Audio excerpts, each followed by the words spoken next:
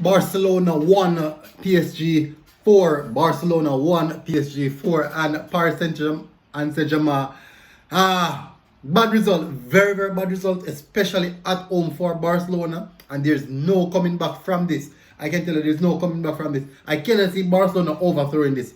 And at the beginning of the game, the referee was making some decisions. I was really questioning them because I thought earlier he was kind of reffing in favor of Barcelona, but it turned around. Mbappe hat-trick in the Champions League against Barcelona. Generational talent. This is generational talent, showing the big boys on the pitch how to play football. The guy, man like Piqué, Gerard Piqué, man like Busquets in the midfield, turning like a train,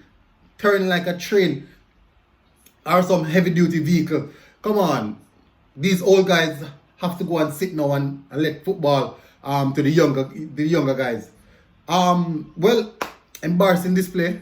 I'm going to show you some clips, what's happening, some pictures of what's happening on the pitch. Like it, please drop a like, share, and if you're new here, subscribe.